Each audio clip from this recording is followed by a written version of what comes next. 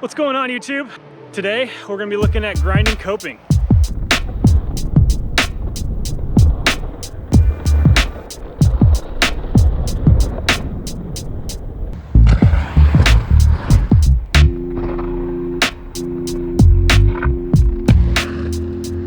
Before you start doing grinds on coping, you're really going to want to make sure that you have your grinds that you're going to try on coping locked down on either ledges or small rails.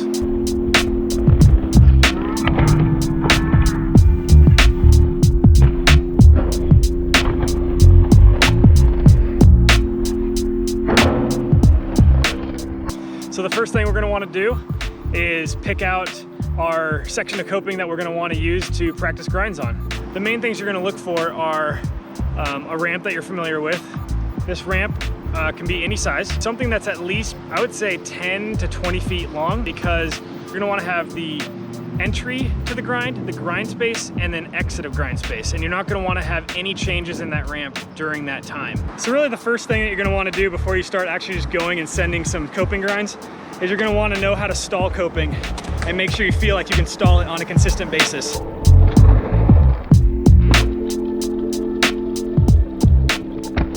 We're just gonna want to roll the ramp. Make sure we get comfortable with it, that we can go all the way up and arc, making those big carving arcs up and down the ramp, just right underneath the coping level, just to make sure we have enough speed, we feel confident going up, the carving motion up and the carving motion down.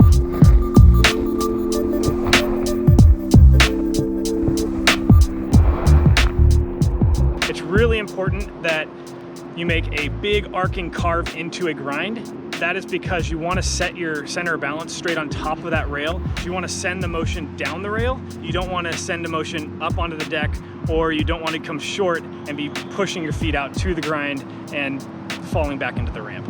So now that you're feeling pretty confident in making those arcs up and down that coping level, what we're going to want to do is start actually trying to make contact with the coping and grind. And in order to do that, what we're going to think about in our mind is, as you come up to a ledge, you're kind of coming up to the side of it and you're jumping up to it, right? So say like the ledge is a foot tall or so. Pretend that the coping, the top of the ramp is a ledge. This is a little harder to do on something smaller than 5 or 6 foot, but same principle applies. You're always carving and then leaving the ramp a little early to jump up to the coping level. You're basically carving up the ramp all the way from the bottom, nice smooth carve, all the way across the ramp. About right here, you're leaving the ramp and you're continuing that carve motion up onto that rail right there.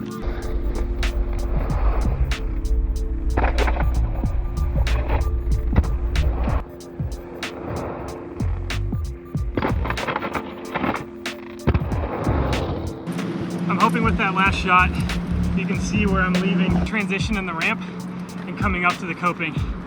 That's literally the thing that set me apart from just stalling the coping. I can't tell you how long I wasn't carving enough, and I wasn't actually jumping early and jumping out to the coping like I do jumping onto a ledge or something. I was just going sort of carving and kind of waiting the last minute to throw my feet at the coping.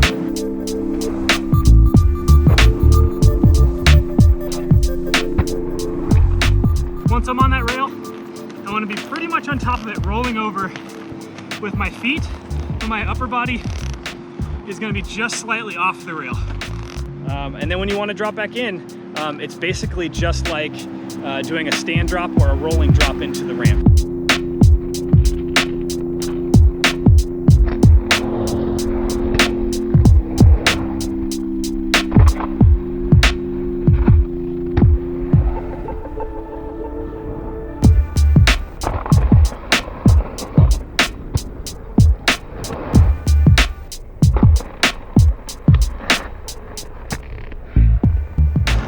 So as you can see on that last one, when I came up, I was too much on top of it, and so my momentum carried me off onto the deck and not naturally falling back into the ramp as I lost speed.